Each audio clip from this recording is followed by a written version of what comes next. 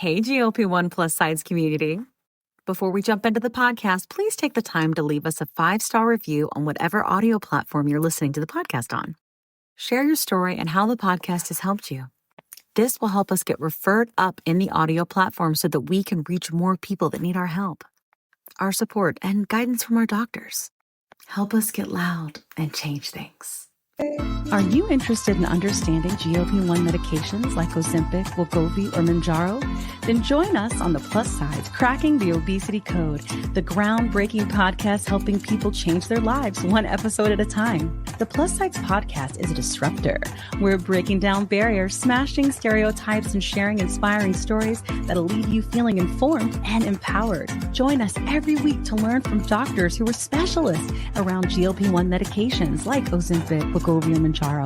They'll provide you with science and facts to validate these incredible stories. But that's not all. We'll also bring you the voices of the GLP-1 Mounjaro TikTok community, real people who face the challenges of obesity-related diseases and disorders and discovered the incredible plus sides of GLP-1 medications. Our episodes are filled with heartwarming stories, laughter, and moments of triumph. You'll connect with our amazing community members who are reclaiming their health and experiencing their fullest lives. Are you ready to embark on a journey of discovery and empowerment? Tune in to the Plus Sides, Cracking the Obesity Code, and together we'll change the narrative around obesity and end the stigma. Subscribe now on YouTube or your favorite podcast platform and join our incredible community. Let's celebrate the plus sides of life together because every story deserves to be heard. Every life deserves to shine, and everyone deserves access to expert knowledge and medication. The Plus Sides Podcast. You're not alone. It's not your fault. Hey everyone, before we dive in, I really want to share something personal with you. About, I want to say like 8 to 10 months ago, after losing 100 pounds on GLP-1s and keeping it off for a long time, I started regaining out of nowhere, and I was terrified. But I also started having hot flashes and bouts of crying and snacky cravings and waking up at 3 a.m. unable to go back to sleep. It turns out I was in perimenopause. So I started hormone replacement therapy, which is also called HRT, through a telehealth called Winona that specializes in this. And it changed everything. And now I'm sleeping better and my hot flashes are all but gone, thank God. And I feel like myself again. And it turns out that you can actually start perimenopause as early as 35. And well, I'm 46 and she's here. HRT has really come a long way and there's just no need to suffer anymore. So if you're like this and you're in the same boat, you can check out buywinona.com and you can use the link in our link tree to save some money. Want the fastest working GLP-1? For half the price, Ro now offers FDA-approved weight loss injections cheaper. With results you can see faster. Lose 15% of your weight with the formula from Eli Lilly that hits not one, but 2 hormones to curb hunger and nausea. Weight loss faster. Confidence higher. Price cheaper. See if you qualify at ro.co/TV. Hi. Welcome to the Plus Sides Podcast. Hey, Kat. Hi. How you doing? Hello. We are recording this. I don't know why I have a fake German accent, maybe. I don't either. Hello, we are recording this the day before Thanksgiving. From the Accent University. Do you remember that Friends episode? The Fake Accent University. Yeah. Oh, I know why. So this morning we did, it was Eurodance Club Hits. At Cycle Bar. And so I decided to dress up like a sprocket. If you guys remember the SNL skit, and it's on TikTok right now. Oh, yeah. Wait, I saw that. Your hair does look like that. I did the Mike Myers. It makes me feel like a little girl. Anyway, so yeah, I dressed in all black and I did my sprocket dance. And cool. If you don't know what I'm talking about, just go to SNL and watch it, and it's pretty funny. Yay! Yeah. Well, what I was thinking is that something's up with your hair, and I was like, "Dang, you look skinny." And then you were like, "I'm not answering until we go live." I'm gonna wash my hair. That's all. You just don't wash your hair, and so that makes you look skinny. I washed it. Yeah. Oh, you did wash it. Oh, I was like, so if I have dirty hair, I'll be skinny. But anyway, welcome to the day before Thanksgiving. You won't hear this the day before Thanksgiving, but this is the day before Thanksgiving. It is. Yeah, you guys don't know this yet because this is probably the beginning of the next season because, you know, this is a great episode. But we're going to talk about all the things And we're so glad to have you. Now, we have to do our intros real quick because we have hundreds of people that come upon us like every week. And so they watch from this episode, then they go back and watch all the things. So if you're a regular, this is your cue to fast forward because we don't feel like editing it. Like, you know these things. Okay. I'm Kim. This is the Plus Sides Podcast. We are an education and advocacy podcast all about really metabolic disease. It started being about weight loss, and then it was GLP-1s and weight loss. And now it's become bias and education and advocacy and policy change and all these things that we never imagined. It's pretty much health and wellness. Like it really is. But it really is health and wellness if you have metabolic disease. Like it is very specific. Yeah. It's specific. Yes, it is. It's very it is for people that struggle with this thing. So that's what we focus on, bringing you as much as we can to empower you and educate you. Yep. Kat and I have always struggled with obesity. I've been on GLP-1s for 3.5 years. I've lost 110 and 100 and 100, like back and forth pounds. It doesn't actually matter though, because what I've learned is it actually doesn't have anything to do with weight loss. It has nothing to do with weight loss. So if you're new here, you're going to be like, what? It's about to be Thanksgiving. Should I take my shot or not? Blah, blah, blah. Well, we'll get into that too. Nothing to do with weight loss. I swear. So we're going to talk all about that. We're so glad to have you. Our podcast is just because I think there's a lot of misinformation out there. So I work really hard with Kat to bring educated experts to you so that you are really hearing, like, I don't want to say cream of the crop, but I kind of also do like just people that just really understand this because it is very complicated. This podcast is multi-award winning. It is ranked in the top 1% of podcasts in the world. We have listeners all over the world. So this is a very reputable source for you. Of course, we are not medical professionals. Okay. We just interview them on the internet. Okay. So always talk to your doctor. This is not medical advice. Okay. And that's who I am, what I do. Kat, take it away. Take it away. I am Kat Carter. Kat Carter. Yeah. I don't know why. Okay. I'm stuck in sprocket mode. Anyway, so sprockets. And now we dance. Anyway, so I decided to step on that thing on the ground that measures your measurements. I am officially down 100 pounds. Finally. And I want to tell everybody, like, all of our podcast listeners, I'm the famous slow responder. But I wouldn't have it any other way. Yeah. I remember like you got to like 70 and 80 and then you gained and because perimenopause is a bitch, and so I mean like it's a whole thing and it turns out it's just not that it's like not simple. it's not simple. You can't diet and culture your way around out of it. And if you've what else? That's, I love fitness. I was always into fitness, even as a really big girl at 320 and now at 220. Yeah. So what a GLP has helped me do is, it's made my fitness stronger because my body has gotten smaller, obviously. So while I was still in shape and fit and I loved fitness, there's only so much that you can do that gets in the way, I guess, so to speak. So right now I'm at this crux where I'm starting like, do I want to, because I personally, my preference is I don't want to be extremely slim. I don't want to be slim. I don't think I want to be slim at all. I'm used to it. I like it. And I've grown to like it. I mean, I wouldn't say even grown to. I just like it. But do you feel, Kat, like this is how I am. Like I am curious what my body would look like slim. And the only reason I am, God, look, I'm so emotional today. Because there is no skinny Kim in existence. I do not exist in any other form. Like I've always been a large human. Always. Like, so I'm curious what a skinny Kim looks like. And I think I'm only curious because that's what AI is for. Yeah. Go take a picture and see what it looks like, I love you so much. What would I do without you? And then we can find out with the further on in this interview, we can find out like, what do we have to be? Are we stuck to a BMI, right? Yeah, absolutely. Because we've had some, clinicians come on and say things like, oh no, you can restrict enough to where you're going to be skinny, but if you do, you're going to hate your life. And then we've had other doctors come on that are like, it's just not that simple. Right. And this is like, it's like, if you will, not a one size fits all. Right.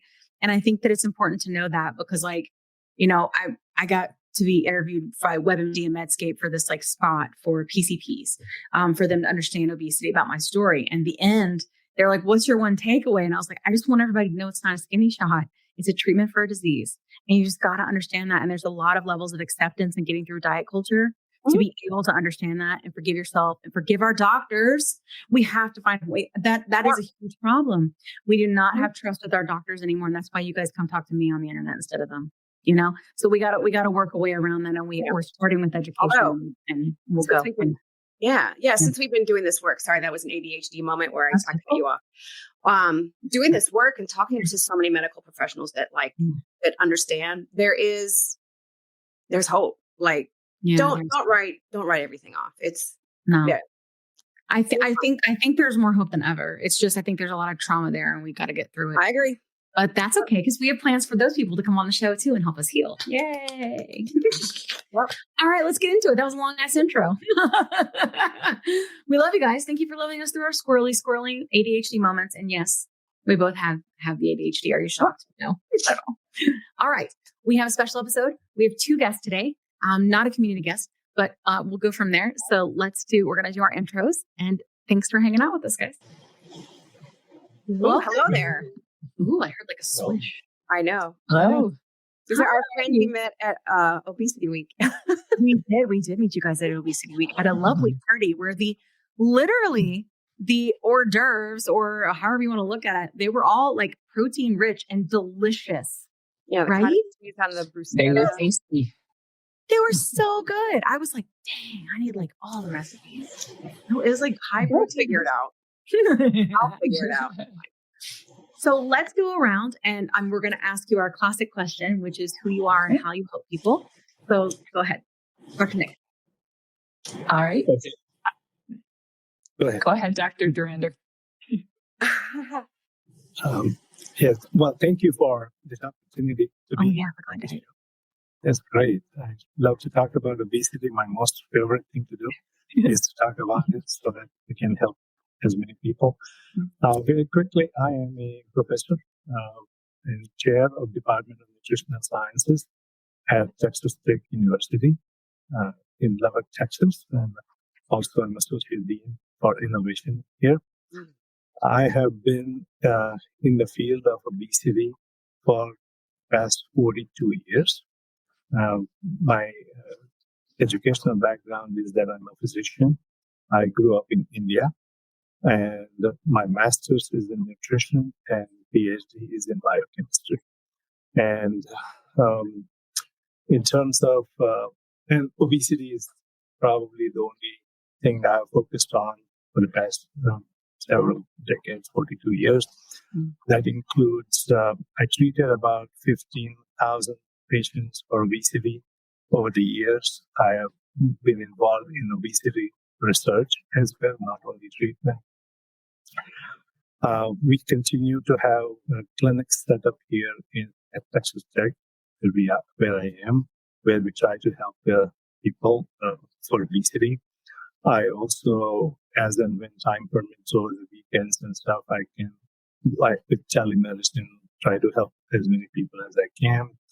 And in addition, just to reach to as many people as I can, I wrote a book. It's called Dr. Durander's Fat Loss Diet. So at least if I can see people, hopefully they will read the book or maybe get some help. And the last thing I want to say is I have experienced such bias and stigma and difficulties for people with obesity in struggling with this disease that I have fought quackery. I have fought those stigma for all these years, and my hope is to get the right word out, right information out about obesity to as many people as we can. So this is one way to do it. So thank you very much. Yes, absolutely. We're so glad to have you. We want to do that too. Thank you so much. All right, next. Well, thank you as well for inviting me to join your show today. This is a lot of fun. I really enjoyed meeting both of you at Obesity Week. That was a great conference and a great way to get to know you both. My name's Leah Wiggum. I'm a professor at the University of Texas at Austin, and I'm an obesity researcher. I've been an obesity researcher for over 25 years now. You asked how we help people. I became a scientist because I wanted to have a positive impact in the world. And I chose to focus my career on obesity because it is the most prevalent chronic disease that our society faces. Over 75% of people in our country have excess body weight, and their health would benefit from achieving and maintaining a healthier weight. And obesity as a disease contributes to so many other chronic diseases. So when I thought about my career focus, I decided to focus on obesity because it's the place I could have the biggest impact. And I absolutely love the work I do, and I'm happy to be here and talk with you about it. I'm trained as a basic and clinical scientist. My undergraduate degree is in biochemistry, and my PhD is in nutritional sciences. I've had a career path that went from basic molecular research to clinical studies, on to doing work that translates the basic and clinical science into population, public health, and policy work. So I've worked as a scientist for the federal government. I was a lead scientist with the USDA at a human nutrition research center that focuses on obesity several years ago. And then that's when I was recruited to Texas to start a new institute in West Texas based out of El Paso. That the task or the challenge of this new institute was to address obesity at a population level in the Paso del Norte region. So I've spent the last about a dozen years in that role, and then more recently transitioned my primary appointment to UT Austin so that I could expand that approach that we developed over the last decade plus into a statewide initiative. And Dr. Durander is one of my partners on that initiative, as are several other terrific obesity scientists here in the state of Texas. So I'm really excited about this new chapter because we're making a lot of progress at multiple levels, both the research level of understanding the disease of obesity, but how to make sure that science gets into healthcare practice, gets into policy decisions, is used by state agencies as they make decisions on how to impact the lives of millions of people. So I'm currently now in Austin, Texas, as of a little less than a year ago, and I'm working to expand this work into a statewide initiative. As a professor, I also teach and mentor students. So that's another way that I try and help people, is help to train the next generation of scientists to use their critical thinking skills to tackle these complex scientific questions we have in the field of obesity. I also serve as editor-in-chief of a journal called Nutrition and Diabetes. It's a Springer Nature journal. And through that journal, I get to have some influence and hopefully help move the science forward as well. So those are some of the ways that I work to help people. I love that. Awesome. All right. So do your question first, Cass. We'll start from there. All right. So I have to say that we had a great discussion about this at the Row Obesity Week gathering, cocktail mixer. And I wanted to build on it. So let's do it again. How much of your weight is determined by genetics, and how much can we actually control?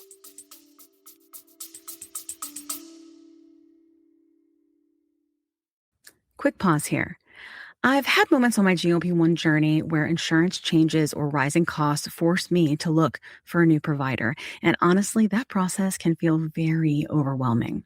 But that's why the Plus Sides podcast is partnered with GLP Winner to give our subscribers a resource to help them make that decision easier. GLP Winner is a comparison platform that lets you explore telehealth providers in all 50 states, whether you're looking for brand name medications or compounded options. You can see pricing up front, read reviews, and get a clear picture of which provider might align best with your needs. Check it out today at glpwinner.com/plus-sides. That's glpwinner.com/plus-sides. Don't forget the Z. Let me tell you a quick story. I was telling Kat how I was regaining weight after my 100-pound loss using GLP-1 medications, and I was having snacky cravings and waking up at 3 a.m., and I had hot flashes, and I was worried. But Kat was like, listen, I went through this last year. It's perimenopause, and I started HRT, and she used this company called Winona. So I started going there to see if this was something that was going with me. Turns out it was, because I'm 46. And it's been amazing. It's taken a while to find the right dose, but once I did, it's just been huge. I've been sleeping. I feel more myself again, and the hot flashes are gone, which is, geez, really bad. So I will tell you, it's just been so big for me. And so I wanted to partner with them on the podcast because obviously many of our listeners are going through this same age range and definitely are having these issues. And there's just no need for you to suffer. So if you go to the link that's in our link tree, you can click on that and save money. If you go there and you meet all the criteria, and this might be something for you to try. So I just want to make sure you had this great resource because it's just been such a big difference for me and Kat. Again, you can go to the link in our link tree and get what you need.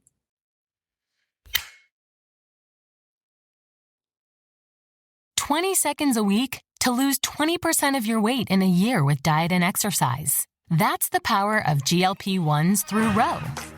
Ro helps find the medication that's right for you, based on cost, availability, and your weight loss goals. Losing weight with GLP-1s is possible through Ro.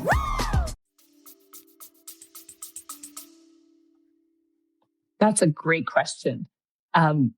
When we talk about obesity, we have a way of framing it that may be different from how other listeners have heard obesity talked about. Yeah. And this framing was published in a paper that Dr. Durander wrote a few years ago as well.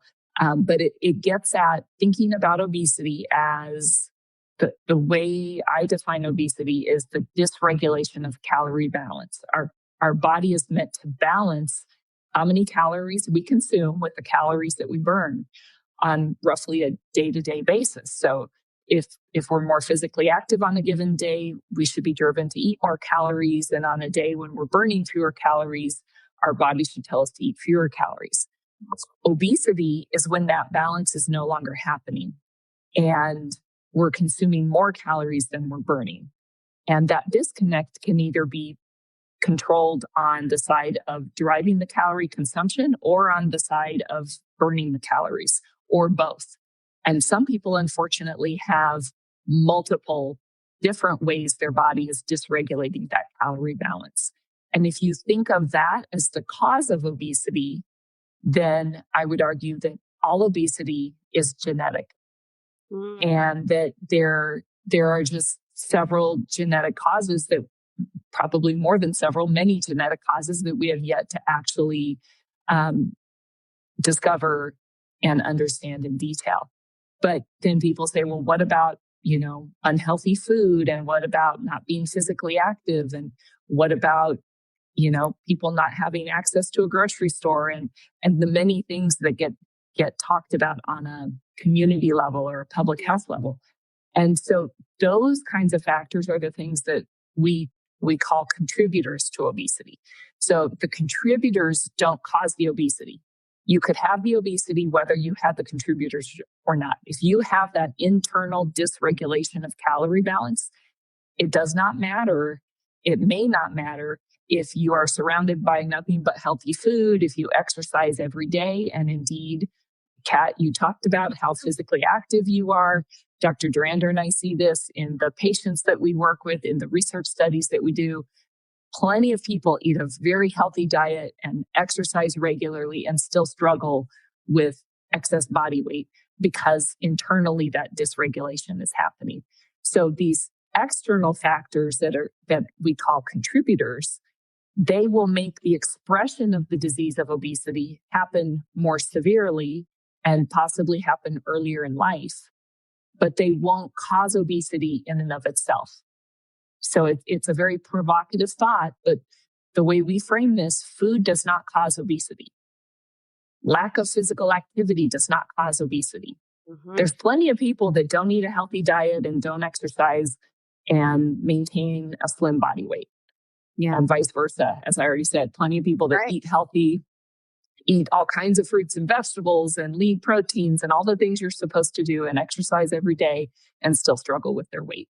So the causes are these internal factors that lead to dysregulation of the calorie balance, and the contributors are the things that will exacerbate that dysregulation. If you eat an energy dense diet, a diet higher in fat and sugar because there's more calories packed into a smaller amount of food, and you have something in your body that makes it hard for you to regulate your food intake, you can consume those calories much more quickly from an energy dense diet than a diet that's filled more with fruits and vegetables and high fiber and so forth. So there's an example where the kind of food you're eating could contribute to how quickly you develop excess body weight.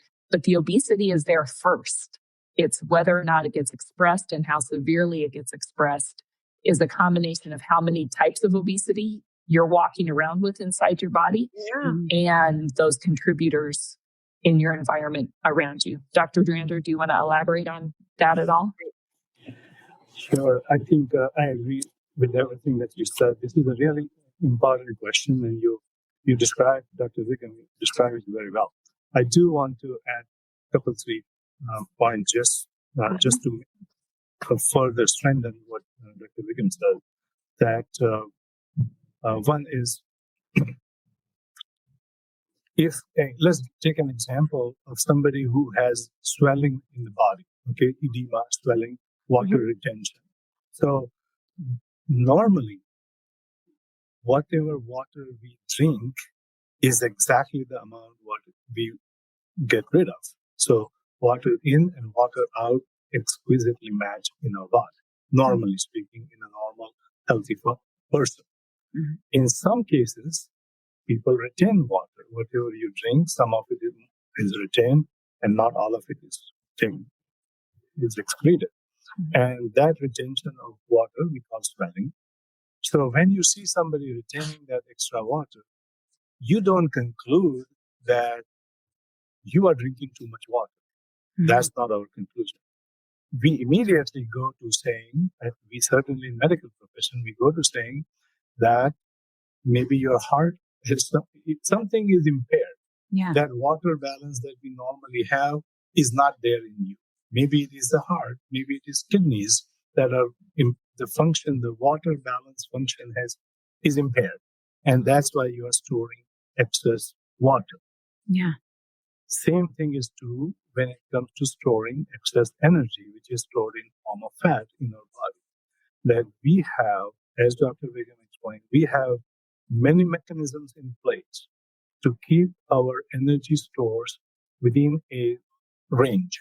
Too much or too little is not good for our body.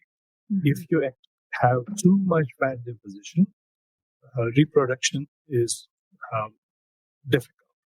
If you have too little fat in the body, reproduction is difficult. So nature also wants you to remain within a range.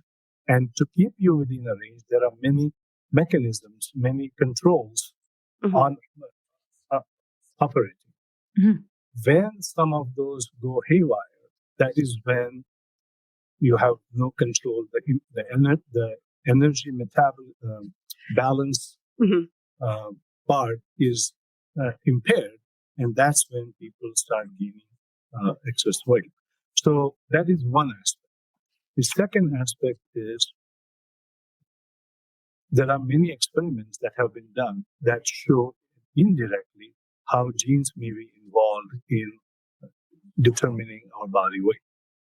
There have been studies done by Dr. Stunker 40, 50 years ago when he studied twins that were separated at birth and grew up in different families. And when they became adults, he looked at their body weights.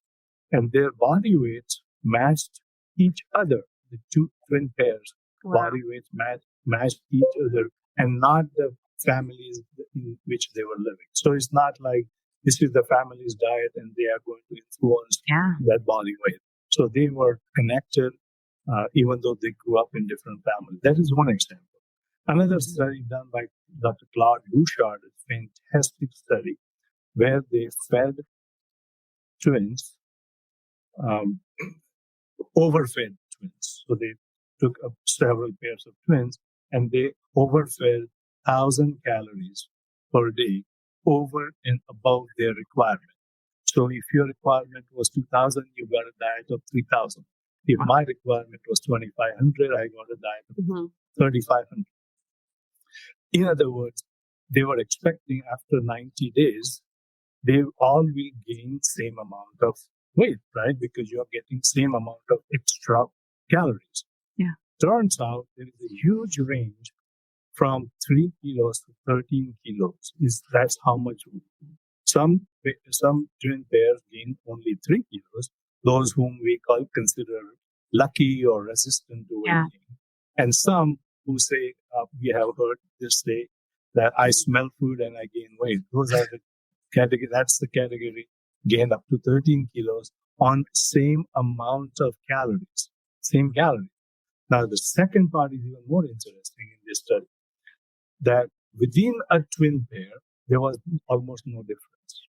Mm-hmm. So if one twin gained 3 kilos, the other gained maybe 3.5 kilos, so 3.2 kilos. Or one gained 10.2 kilos, the other gained 11 kilos. So within a twin pair, there was not much of a difference.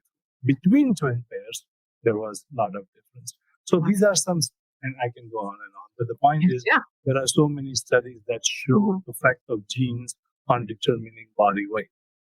One last thing I want to say about this particular study is that as obesity research progresses, we are discovering more and more individual genes that are contributing to body weight. Leptin is, we have all heard about leptin, is a protein that our body fat makes, and the brain keeps track of that to determine when to make you feel hungry, when not to make you feel hungry. But that's just one example. There are several genes now that we know can contribute to your body weight. The thing is that we don't have it all outlined. There may be how many more genes may be out there that are contributing to body weight. We are just not aware of.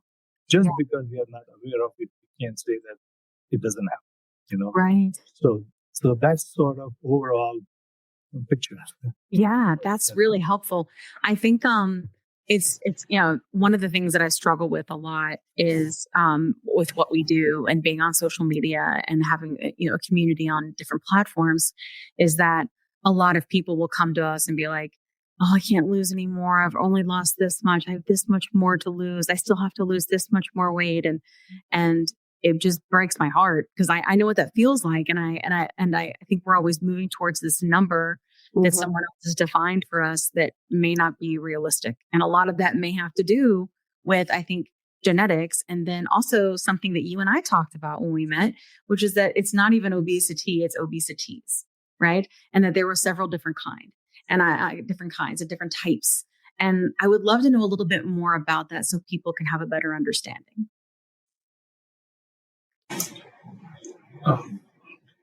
Dr. Vigam, you want to cover? You can tag team. Go right ahead. I'll jump in after you this time. Okay. So obesity is a word we like to use. The real word is obesity. We like to use the word obesities only to make a point that there is more than one type of this condition, and don't put everything in one basket, and there is a reason for that as well. Why not to? Yeah. So obesity is, in my mind, it is similar to saying cancer.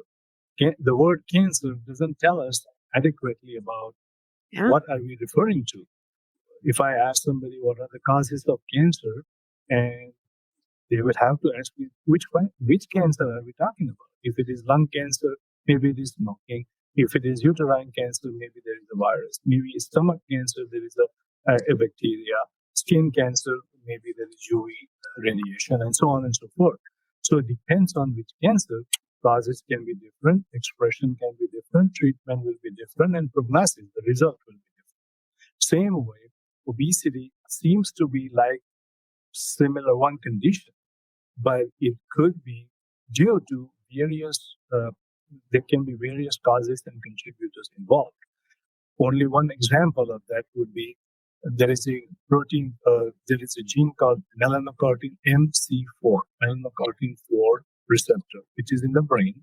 And if that protein is not available, some people are born without that deficiency, without that ability, the MC4 receptor, and they are not able to control their food intake as a result of that genetic change in the brain. This is a person, and generally this type of obesity, and I want to say this here, that this type of obesity expresses generally in childhood, and severe significant obesity in childhood could be due to this deficiency. And the treatment for that is not stop watching TV or start playing more or eat less. There is a treatment, there is a drug that is approved by the FDA just specifically for this condition. Wow. And that drug treats that obesity. So this is one type of obesity. Another type of condition could be, as Dr. Wiggum was saying about contributors, lack of sleep or inadequate sleep or sleep apnea can contribute to weight gain. Now, if somebody has obesity contributed by sleep apnea, you can't just treat that obesity unless you treat the contributing factor that is sleep apnea. So here are some examples that a blanket treatment of obesity may not work if there are obesities. You may have to identify what is causing or contributing to that obesity and then go after that specific condition to treat. Yeah. And therefore, the word obesities is important in my mind. Yeah. And it's important to understand that we're not saying that a healthy diet and active lifestyle aren't important. Yeah. They are important for overall health. They're not what's causing this dysregulation of calorie balance, though. All these different causes can lead to all these different types of obesity. And we need to find the treatments that help with each one of those. Some of those treatments exist, and we keep discovering more all the time through research. And we need to make sure people have access to healthy diets and understand the importance of healthy diets and active lifestyles. Those things matter, but we cannot just tell people, just eat less, move more, and then you won't have obesity. Yeah. That's not gonna do it. It's not going to be enough. Some people with a very mild form of obesity may be able to make significant progress just by changing their diet and lifestyle, but it likely will be a lifelong challenge for them. And they may hit periods of their life, for example, when women go through menopause, where just the diet and lifestyle alone still won't manage it. And there's nothing wrong with needing the medical treatment and management, and the lifestyle factors help you be healthier overall. So we're advocating for both of those. I'll mention one more type of obesity that Dr. Durander didn't mention, possibly because he can be somewhat humble sometimes, but there's a whole field of obesity that he played a large, significant role in discovering, that these are obesities that are caused by infectious origins. And so there's a virus that he discovered causes obesity. And we've known this now for several decades. He and I have both done research on that virus. He's done the large majority of understanding the mechanisms of how that virus causes obesity. And a lot of people don't realize this. I still have people tell me all the time, oh, people just need to eat a healthier diet. And when I say, well, did you realize that some types of obesity are caused by a virus? They're just stunned by that. So we need to understand it's way more complex than just eat less, exercise more. So this would be, I know that I have a question queued up, but I got another one. It's like, so we're examining it as basically obesity is a spectrum. It's on a spectrum, and there's is there even do we have a number of how many variables are like just I'm blown away. As we go along, we understand more and more. Uh-huh. So if you go back 50, 60 years ago, people would have said, just eat less, move more. Say at the same time, if we had asked people about mental depression, people would say the same thing. Look at me. Look at me. I take shower every day. Look, I go to work every day. Why don't you do that? What's the big deal? Totally. So, when Cheer up. Just smile. That's true. Like, I think like Prozac doesn't work for everybody versus Lex. Yeah. Okay. Mm-hmm. It's clicking. So those days, people did not think that depression was a big deal. It's just matter of making up your mind. Yeah. Today, unfortunately, even today, some people think that weight reduction is a matter of just deciding to lose weight. If you just decide you're going to lose weight, the fact that you're not losing weight, that means you're not deciding to lose weight, which is not true. Which is same. Just change the word obesity, replace it with mental depression, and you see what you get. Absolutely. And we don't think about other chronic diseases the same way. You don't look at a person with cancer and say, well, why don't you just eat more fruits and vegetables and exercise more? Even though we know diet and exercise does help with a lot of types of cancer.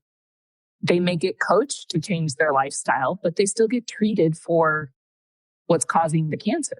They're still given the surgery, the medication, whatever the standard of care is for treating that condition. When someone has hypertension, we don't say just eat more fruits and vegetables and exercise more and manage your stress. Right. We do say that can help. And we do have good data that the right kind of nutrition and physical activity and stress management help a lot with blood pressure. But we also put them on blood pressure medication because it's so serious if you don't get control over that high blood pressure. It can lead to all kinds of fatal conditions. Well, obesity is the same way. We need people to have access to the best comprehensive treatment that exists today to treat the kind of obesity they have. And if they're not getting access to that treatment, then our healthcare system is failing them because we do have options, and healthy lifestyle is always part of that treatment approach. But that alone is not enough, especially for people who are really struggling. Most people don't even ever go to the doctor's office for obesity until they have tried diet and exercise and everything on their own. By the time they're in the doctor's office, they really need help from medical management options. Yeah. I think not to mention, as someone who struggled, when you go, primarily you're usually blamed and shamed. And I mean, it can happen at various levels. We've heard everything on the show, from like blatant, right, to bias, right? And I think that is a travesty because many people wait too long and then they have type 2 diabetes or they have a heart attack or all of these are things that we know come from this. And I wonder, and like, because people have asked me before, like, why, like, knowing all of this, I mean, this is years and years of scientific research and data that proves this, like, many times over by many different perspectives. Why do people still, think that this is all controlled by a calorie deficit and exercise? Like, why do people? Because my opinion is that they just don't buy it's a disease. And that is probably because of them and like lack of education or lack of wanting to be educated. I don't have a problem with ignorance. I have problems with willful ignorance. Like when you're like, nah, and you don't even bother to like understand, that's my problem. I don't mind. Ignorance just means not informed. But if we have all of this available, I mean, at this point, like in this world, you could sit down with AI and be like, help me understand why obesity is a disease. And they could make it simple for you. Like there's no excuse, in this world of information. So I'm wondering, why do you think that's still? Because I find that we are kind of in this, especially on social media and with the people that we are like with, we're kind of in this, I don't want to say like funnel, but I also kind of do want to say like, what I'm thinking, like echo chamber, right? Where we're all kind of talking to each other. And every now and then we'll get people from the outside that don't see it this way, which I think is actually most people. And they'll trickle in and they will say horrible things to us. You would not believe some of the things that they say to us. And it seems like it just hasn't transitioned enough. And I'm wondering, like, on my end, that's what it seems like for me. But why do you think that this still occurs? Great question. I don't know if the answer is the right answer. Many answers. Many answers. Right? One thing is obesity is a disease that you wear that on you. Mm-hmm. If you have diabetes, unless you do check blood sugar of somebody, you will not know that person has diabetes. You will not know they have high blood pressure unless you check their blood pressure. Obesity, you don't need any checking. You just look at a person and jump to conclusion and a judgment that this person is lazy and greedy and so on and so forth. Yes. But when it comes to treatment, I think I want to point out one thing. These two are two separate aspects of this disease. One is how you got there. Right. Think about this as a slope of a mountain, how you got here. And second part is what you're going to do about it. So that's the other slope. So we have to focus on this part, that because excess body weight, excess body fat is connected with many health conditions, mental conditions, and health conditions. Yeah. If you can, one needs to try and fix that. So no matter how you got here, now that you are here, you need to be thinking about this side, about coming down. And many people, many providers don't have good understanding of this, and what to do about it or how to do about it. So as you also mentioned, that it is hard for people to take steps when you don't know what the steps are, and even when you know what the steps are, here is really the issue here. What are the steps? What are our suggestions for recommendations to lose weight, other than medications that have just come in? The good ones have recently come into market and back to use. But other than that, what is our recommendation? Eat less. Eat less than your requirement. I can't think of any condition that where we tell people to eat less than their requirement. Yeah. We never tell people you breathe less. Or drink, instead of drinking 2 liters water, start drinking only half a liter water from tomorrow. So less than your requirement. What does the word requirement mean? That is necessary for your body. That's called requirement. Yeah. But we tell people to eat less than their requirement. Not for one day, not for 1 week, month after month, year after year. That is our treatment. Yeah. This is a treatment I practiced for the last 42 years. Sure. So I am as guilty about doing that, but we don't have anything better. Yeah. So it is for us to understand, the providers to understand that this is not the best treatment there is. And we need something better. Similar to treatment, again, I go back to cancer. When we don't have the best treatment there is for all cancers.